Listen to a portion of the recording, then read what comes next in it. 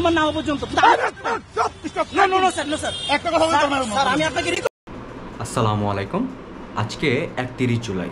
গত 30 জুলাই কোটা সংস্কার আন্দোলন সমন্বয়কারীদের পক্ষ থেকে একটি কর্মসূচি ঘোষণা করা হয়েছিল।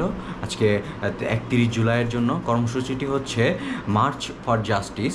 এই কর্মসূচিতে তারা দেশের আপামর জনতা এবং বিভিন্ন পেশাজীবীকে আহ্বান করেছে এবং ছাত্র জনতাকে আহ্বান করেছে তারা যেন সবাই একসাথে দেশের বিভিন্ন কোর্ট প্রাঙ্গণ এবং বিভিন্ন ক্যাম্পাস এবং ঢাকার, বিশেষ করে ঢাকার সুপ্রিম কোর্ট, হাইকোর্ট এবং ঢাকা ইউনিভার্সিটির এরিয়াতে যাতে তাদের কর্মসূচিতে একাত্ম ঘোষণা করে একসাথে হয় এবং একটি শান্তিপূর্ণ বিক্ষোভ কর্মসূচি পালন করে।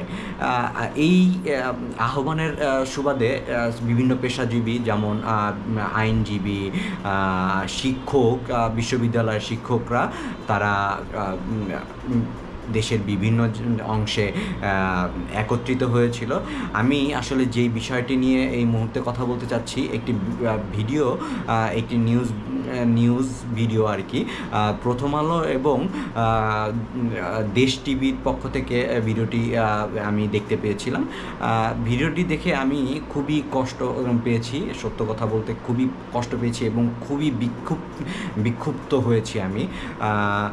ভিডিওটি আমি পাশে দিয়ে দিচ্ছি, আপনারা দেখতে পারবেন যে ভিডিওটিতে একটি ছেলে, একটি স্টুডেন্ট একটি পুলিশ সদস্যকে বোঝানোর চেষ্টা করছে যে তারা খুবই শান্তিপূর্ণ একটি আন্দোলন করছে, পুলিশ যাতে তাদেরকে বাধা না দেয় এবং পুলিশ সদস্য যাতে তাকে মেন্টালি ডাইভার্ট করতে না পারে। অ্যান্ড সে বোঝানোর চেষ্টা করছিল আমি তো কিছুই করিনি, আমাকে কেন আপনি ধরে নিয়ে যাচ্ছেন। এরকম কথা কাটাকাটির প্রেক্ষাপটে ছেলেটিকে পুলিশ সদস্য এক ধরনের মারার মতো একটি অবস্থা তৈরি করে এবং তার মুখ চেপে ধরে বলে যে যদি কথা বলিস মাইরা ফেলবো। মানে আমরা কোন দেশে বসবাস করছি? আমরা আমাদের দেশে কি আসলেই বাক স্বাধীনতা আছে? যেই বাক স্বাধীনতার কথা আমাদের সুশীল সমাজ, আমাদের সরকার, আমাদের প্রশাসনিক কর্মকর্তারা বলে, হ্যাঁ, সেই বাক স্বাধীনতাকে আমরা আসলেই মানে আমাদের দেশে আছে? আমরা কি কথা বলতে পারি? আমাদের মনের ভাব প্রকাশ করতে পারি? একজন পুলিশ সদস্য কিভাবে একটি ছাত্রকে বলে যে কথা বলবি তো মাইরা ফেলবো? হায় হায়, দেশে কি আসলেই বিচার আছে? এরা এই সাহস কই থেকে পায়? হ্যাঁ, কোথার থেকে আসে এদের সাহস? হ্যাঁ, আমি আজকে খুব চেয়েছিলাম বের হব, কিন্তু আমাকে বাসায় আটকে রাখা হয়। আমার বাবা মা সঙ্গত কারণেই আমাকে বের হতে দেয়নি। আমি চেষ্টা করেছিলাম বের হওয়ার জন্য। আমি জানি আসলে আমি একা বের হলে দেশ পরিবর্তন হয়ে যাবে, ব্যাপারটা আসলে এমন না। কিন্তু ঘরে বসতে আমার মানে ঘরে থাকার মতো মন মানসিকতা আমার ভিতরে কাজ করছে না। আমি ঘরে বসে এক ধরনের বিষিয়ে যাচ্ছি, বিক্ষিপ্ত হয়ে যাচ্ছে আমার মনটা। আমি চাইলেও বের হতে পারতেছি না, আমাকে আটকায় রাখা হইতেছে।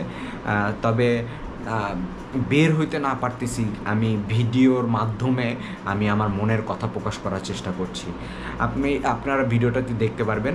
এরপরে এই প্রথম আলোর এই ভিডিওটাতে আরেকটা অংশে আমি ক্লিপগুলো অবশ্যই দিয়ে দিচ্ছি পাশে।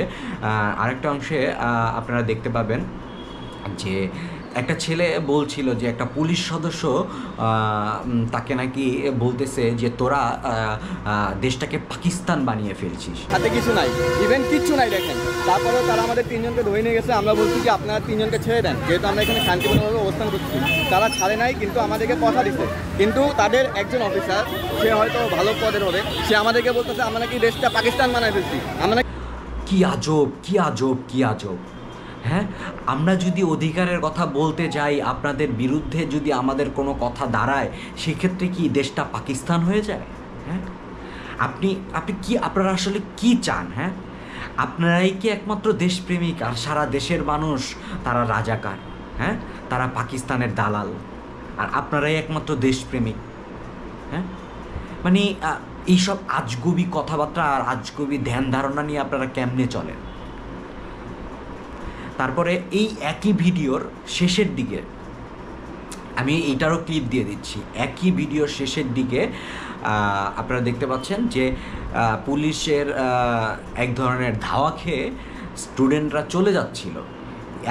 এমত অবস্থায় একটা স্টুডেন্টকে কালো শার্ট পরা ছিল, ওই একটা পুলিশ সদস্য কালা শার্ট বলে ডাকতেছিল। আরে আর খুবই অবাক বিষয় যে পুলিশের ভাষা কতটা লজ্জাজনক, আর যে এরকম সিচুয়েশনে ফেস করছে তারা খুব ভালো বলতে পারবে পুলিশের ভাষা কতটা নিম্ন শ্রেণীর মানুষের ভাষার মতো, আর কতটা মানে নির্লজ্জর মতো ভাষা তাদের।